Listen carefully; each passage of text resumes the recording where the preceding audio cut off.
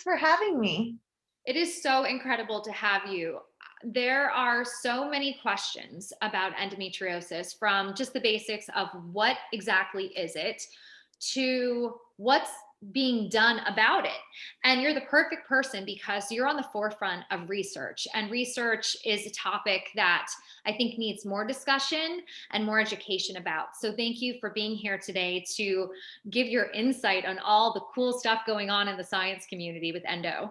Absolutely, anytime. Thank you so much for taking interest in what we do. Oh, yeah. Well, I mean, personally, for the 1 in 10 that was born with the uterus, I think we're all taking interest because awareness is so key. But I think after that step, it's okay, we know there's excision surgery, we know that's what's going on, but there's so many more questions about this very perplexing, almost mysterious illness. Whatever brought you to, I mean, you could have covered anything, especially when you were first starting out in your career. You could have covered any disease, any kind of thing. Why did you decide that endometriosis was what you wanted to learn about? Yeah, absolutely. Well, the truth of it is that I actually have studied many different diseases before endometriosis. And I think that has helped me not only be very passionate about what we're studying now, but also put the disease into context of what it is, because endometriosis does have fingerprints of so many different diseases. In my grad school, I looked at the process of aging. And, ever since we are born, we start aging. So, aging is a great thing. And it also comes with its challenges as well. And understanding that process was really a lot of the work that I was doing in grad school. In my postdoc, I looked at inflammatory diseases, and you can probably jump ahead and see where that helps me understand a little bit about what is going on with endometriosis. And then in my fellowship, I looked at several different cancers. So I think in having that background, and when I started my professional career in pharma, I actually worked on a lot of women's health diseases. And I particularly looked at some postnatal disorders, prenatal disorders, and a lot of the times I took a look at it from a baby perspective. But the interesting thing was when I went to conferences and I took a look at, what this mother baby type health, there's a lot of technology that has been developed, and wonderful technology for babies. And don't get me wrong, I'm a mother of a 14-month-old. I'm very, very happy that that is out there. But I'm also a mother that's 14 months postpartum. And then before that, I had endometriosis, and quite frankly, I still have endometriosis. So it's a complete process that I think, when I went to a lot of these conferences, I noticed that endometriosis wasn't very much covered. There was a lot of, as I mentioned, great technology for postnatal and prenatal children. And there was wonderful technology in the IVF space. But, why are a lot of women suffering from infertility? And, even more than that, there we're suffering. And so I could say that I was suffering from pain, obviously, before. And postpartum, I've got now some pelvic health issues that apparently came about due to endometriosis being primed in my body for so long. And so I think a lot of these issues is where there's a massive gap in women's health. And in particular, when I was diagnosed, I'm probably like the 1 in 10 was a little bit lost. With surgery is the only answer. It was just really scary. Had the surgery every year, I'm worrying, am I the over 50% chance where, these lesions will come back? Yeah. But I want to live my life like this. So the kind of person that I am, I look at my background. I'm in women's health. I've worked on inflammatory diseases. I've worked on cancers. This is not a cancer, but it has Mhm. some of the fingerprints of growth in the body that shouldn't be there. And Right. so because of that, I took this challenge head on, not only just a mental challenge, but this is, I think, I don't want to be too dramatic, but I really think this was basically my life goal, was to figure this disease out for everyone and myself. No, and you touched upon so much, because you said that endo has a lot of the fingerprints of other diseases, and we have heard that it can behave like a cancer, obviously not in a fatal behavior, but in terms of the way the tissue, if I'm saying this right, obviously you're the doctor and scientist, um, but it behaves in a way that it grows, it attaches to other parts of the organs, it makes things very sticky. um, there's also been the inflammatory, like you mentioned, that mimics other diseases too. I remember when I first was looking for a diagnosis, one of the first things that came up was, oh, you might have MS, because I was having a lot of sciatic leg pain to the point where I was limping, and muscular pain. And I was going through all types of neurology tests because they thought I had MS. It took a long time before I got the appropriate diagnosis. So it's very encouraging that someone like you, who's invested in it, is really looking for answers. So can you tell us a bit about your company, what your company is and what it does? Yeah, absolutely. And I'm so sorry to hear what you had to go through. I mean, I know that we all have our stories, and they're unique, and yet sadly they still share these similarities of the misdiagnoses. Yeah. But I just firstly have to say I'm really sorry to hear about that. So what our company does, we are a small um, a pharmaceutical company, I guess you could say. And uh, we had the option of sitting in a university or sitting on our own. And we decided to pick the best of both worlds. So we actually have labs that are just on the campuses of the University of California in Irvine. And it's a handful of us researchers that are working together. And we are lucky enough to get some really great grant funding from the NIH and from EndoFound, which we are so incredibly grateful for everyone's support. We're looking to get more grant funding, and eventually we're looking to get investors. The reason why, as I mentioned, that we are in a corporate structure versus a university structure is that our end goal is we want to get a product out to people. And that product is, dare I say it, the cure for endometriosis. We want to have that medicine out in women's hands. And so in order to do that, we had to take this structure. But we operate very much like a research lab. And we just have our heads down, and this is our only goal. This is what we do is we work on this 24/7. I do interviews like this, but I don't have my time undivided on different commitments here or there. This is just what we do day in and day out. So we're pretty much obsessed over this project. Well, and yeah, and it's almost like your life's work. Like you said, this is what you were called to do. Is with the research you're doing, are there any particular markers that could be the cause of endo, that might be the way to find the cure? Yeah, so that's a really great question. And I think, the initial approach of what people have been providing us, other than surgery, of trying to manage it is through either pain or, you know, anywhere from a Tylenol up to things that are more aggressive, um, or the hormonal side, right? Trying to manage the cycle. And the thing is that the disease does take both components, right? It obviously does elicit quite a bit of pain receptors. We can all attest to that. Hmm. And our hormones do affect how we feel, certainly throughout the cycle.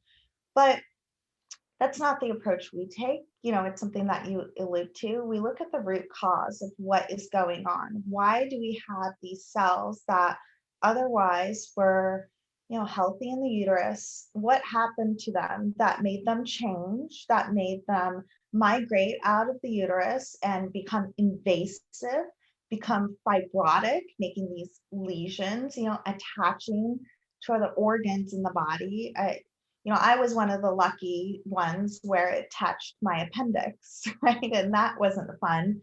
experiencing appendicitis, every month. That's not, I had that too. but so, that was a source of the pain. But another source Yeah. of the pain was the fact that these lesions are on these other organs where your body's saying, hey, these cells are not supposed to be on that organ, and then it reacts. So what we do is we take that approach. And so we take a look at what caused those cells to act that way, and then we address that.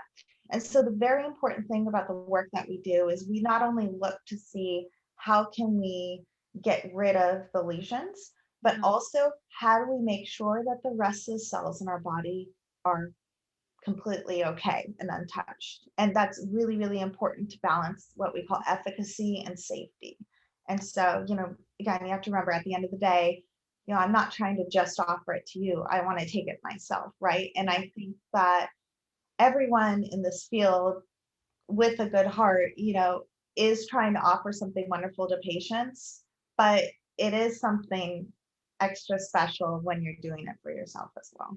Yeah, yeah. And this is just a personal curiosity, and maybe it's not the best question in the world, but even when the lesions are removed with excised, I have heard stories where people are still experiencing inflammation, pain. I know it could also be musculoskeletal, but sometimes when I hear the symptoms, it's it almost smells of an overall chronic inflammatory disease. It's not just lesions that are causing pain. It seems like there's something greater than lesions. Does that make sense? I absolutely, yeah. I think you're on. First of all, you need to give yourself a lot more credit because you're completely onto something. What is this inflammatory pathway in our body that's being triggered Hmm. basically? And so, um, what we're looking at is to your point, we're looking at the different immune cells when the lesions are there, when the lesions are not there. Is there something within the lesions that is spitting out something to hide from the immune system, to also aggravate the immune system? We're seeing both in that case. When you remove the lesions completely within the body, does that alleviate it? I think a lot of the issue is when you get excise surgery too, they say about 90% of the regrowth tends to be same site because unlike cancer where you're radiating that area as well, Hmm. you still might see some microscopic cells left, right? So is that causing it? There are a lot of questions, and we're definitely, definitely trying to research that. One of the really exciting things that we are seeing is that we do think there's some sort of a mechanism by which, if you have enough of the endometriosis presented in your body, it does send out signals to your body to misdirect the way your immune system works.